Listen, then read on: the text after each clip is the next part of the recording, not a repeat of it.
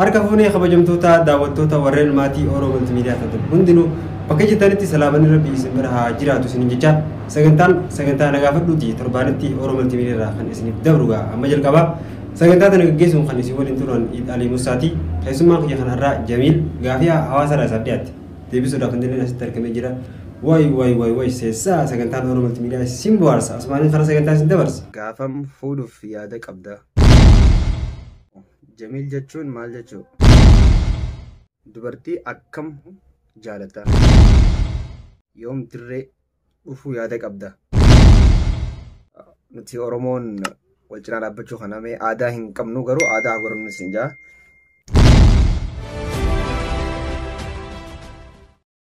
Assalamu alaikum wa rahmatullahi wa barakatuh. Jirra jirtu hordoftoonni Oromoo Multimedia Production. Oromoo Multimedia Production irratti gaafii nuu dhiyaatte deebisuun dirqama ta'a. Akkasumas hordoftoonni Oromoo Multimedia Production chaanaala Oromoo Multimedia Production subscribe godhuu like godhuudhaan hordofaa. Nuti Oromoon wal cinaa dhaabbachuu kana mee aadaa hin qabnu garuu aadaa haguuramnu siin jaa. Karaa gaafii achi dabarraa haasawaa sanatti dareessu. Gaafiin duraa Jamiil. Gaafiin duraa maqaan kee guutuun eenyu jetti? Maqaa kiyya guutuun Jamiil Ali Ziyaad. Akkasii jechuudha. Ta duraa deebite jedhee yaada. Gaafiin lammadaa immoo eessatti dhalattee eessatti guddattee? Taniin bikkaanti dhaladhee amma durallee interviyuu biraa takka irratti gaafatamee deebiseen ture. Egaa asinis dhuftee gaa deebisuun kiyya dirqama Jabuutiitti dhaladhee. Jabuutiidhaa tanitti dhaladhee bikkiin amma immoo jiraachaa jiru Naayiroobii Keeniyaa jechuudha. Gaafiin sadaffaa jaas dirree jechuun maal jechuu? Jaas dirree jechuun namni akka adda addaatti hiikkata. Ammoo dhufee gaafate immoo deebii numa argata. Jaas dirree giseennu maquma kiyyaa fi maqaa abbaa kiyyaa akkasumas maqaa abbaa guddaa kiyyaa jechuudha. Grand Father. Sa'o sanii jaas dirree takka takkatti irraa himtu Jamiil maquma kiyyaa ta'e eensanis Alii akkasuma ta'e Ziyaadii jechuudhaanis. Jaas dirree irraa booda immoo hiikaa bartanii jechuudha. Gaafiin afuraffaa immoo maal jetti? Namoonni yeroo hedduu maaliif abbaa qabeenyaa siin jaanii? Dhuguma sana anuma abbaa qabeenyaati. Yoo hin jee hin jenne. Wanni abbaa qabeenyaa jaaniif akkana viidiyoo takka taa'amma dura TikTok irratti waraabeen ture fanii takka. Ilmoo fuula duraaf namaan nagaaf ture yaa. Koomantii san irratti hin deebiseef ilmoo teeta fuula dura maqaa maal baastaa fi naan ja'anii turani. Sanumaan ilmoo teeta fuula dura maqaa qabeenyaan baasaa fi jedhe. Sanumaa fi abbaa qabeenyaa jechuu si dandeessanii haadha mana kiyyaatillee haadha qabeenyaa jettanii laaftumatti tujjaara qabeenyaa qabachuudha. Namni gariin ammoo viidiyoo san irratti asumaanoo deebiiwwaniin jechuu barbaadu. An viidiyoo san qoosaaf hin godhe. Gariin namaa ammoo maalirraa mee qabeenya itti qabeenyi gaanii miti addunyaadhaa baruu dhumtiyya. Anammoo hanjamaatiin ture malee waan kasirrii waan hin takkatanii dhugaa haasee hin jirtu. Niin beeka maqaa silaa musliim faa baafatte islaam faa baafatte naan jaarii ture. Islaam baafatteef akkas hin taatu asirratti warra saniif deebisa jechuudha. Maqaa hadiin fadhe baafaddeef akka abalu saniin ta'u garuu keessa guddoon gachuu fadheeti nu waaqa galcha jechuudha. Gaafiin shanaffaa jaalallee ni qabdaa yoo qabatte maaliif nuuf ifa hin goone? Jaalallee ni qabdaa maaliif ifa hin goone teettuuf? Yes, ay qabachuu. Ta ifa hin gooneef immoo inshallah yeroo naa geessu. Gizee yeroon geessutti ifa ni goone yaada inshallah. Yoo haa jaartu mee gaddaa? Jaartu mee gaddaa? Gaafiin itti aantumaa jetti gaafiin jaaffaa Jamiil karaa TikTok akkamitti dhufte? Kanumatti deemaatumaan itti ol gore yoon jiyoo hin jenne malee garaa TikTok ambaazawii asumaanillee TikTok hedduu hin jaaladhu dhugaa dubbachuufi garuu jechi tokko eegzee waan takka namallee bohaarsu ji'a kan yaadu hojjechuuf addas na yeroo takka baay'inaan ta'uu baatullee karaa TikTok ammoo nama akkuma dura banatee osuma waan takka ilaaltu agartee isaanis waan takka waan hojjedhee uuma jiruuf haruma sanii malee waan hin abalu laalee akka abalu saniin taajee dhufee fakkeenya nama godhadhee hin jiru jechuun namu taalentii adda addaatichirra hojjetu.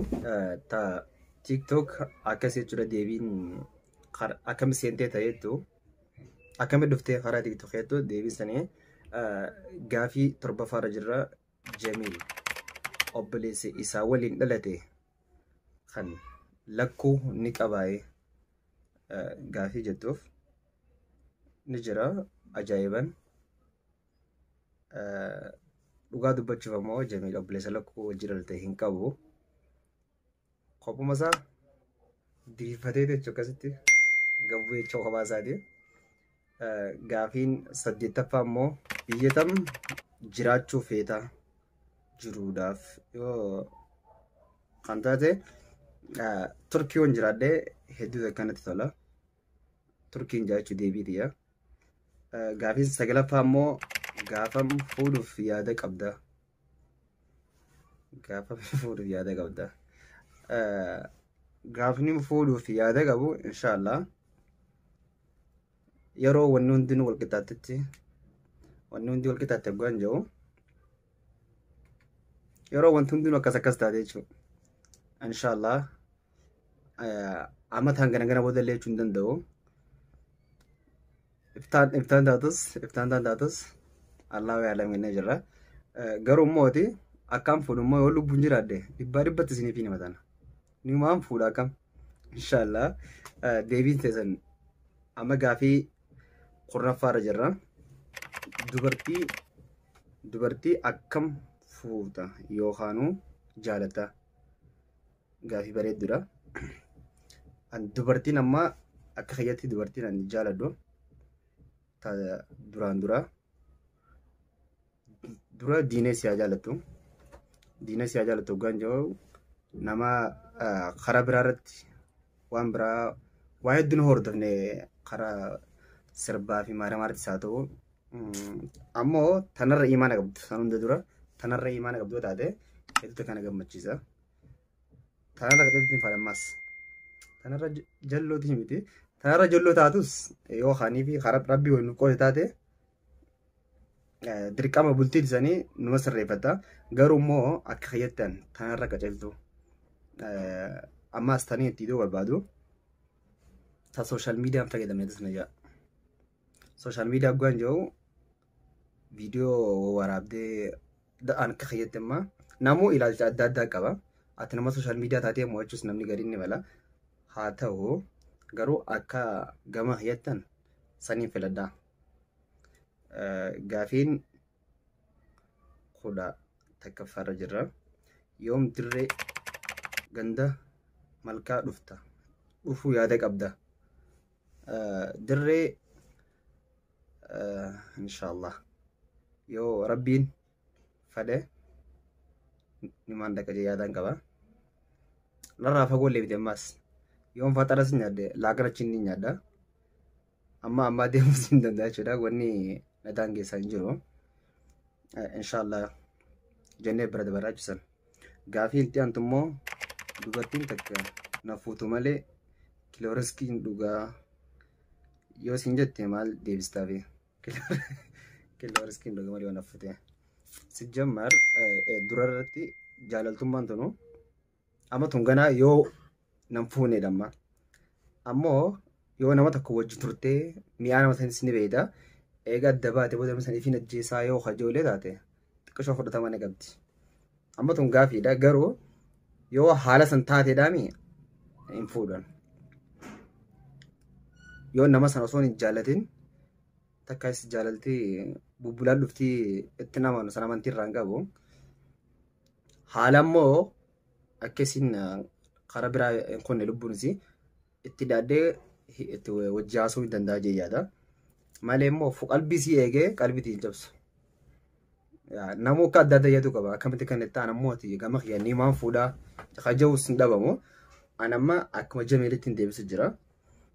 Itti daadheetumaan akkasiin lubbuusiitis if kannitee karaa biraa ifillee miina jechuun bobboruufillee sanumaan itti daadhee gorsaa jechuudha.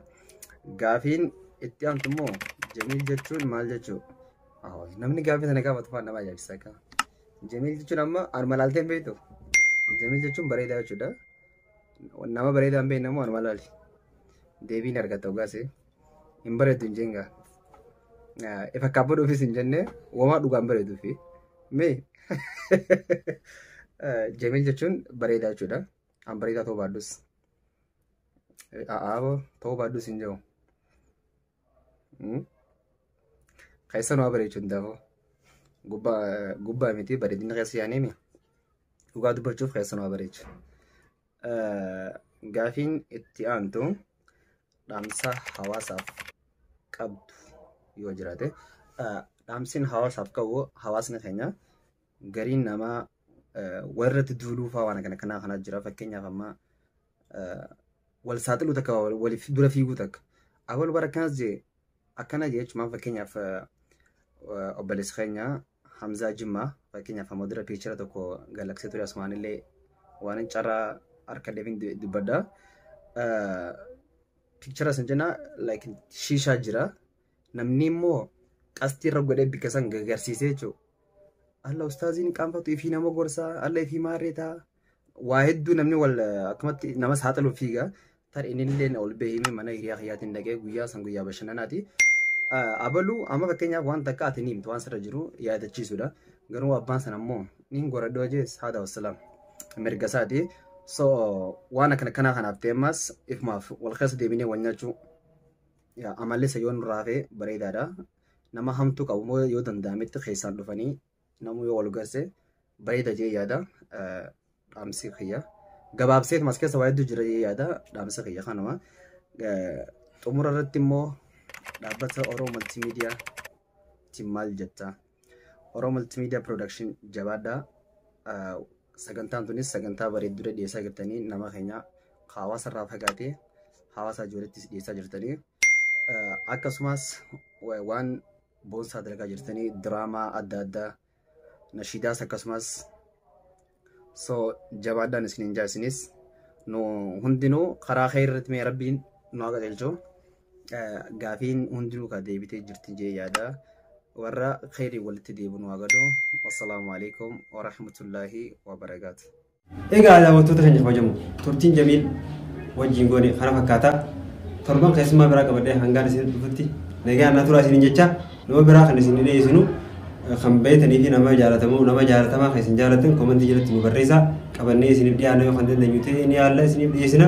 Oromoo Multiimiidiyaadhaaf yoo kan haarii haasatan taate sabiskiraayib godhuun maatii nu taasisanii jenna. Guddaa galatoomaa baay'ee isin jaalanna. Horaa bulaa.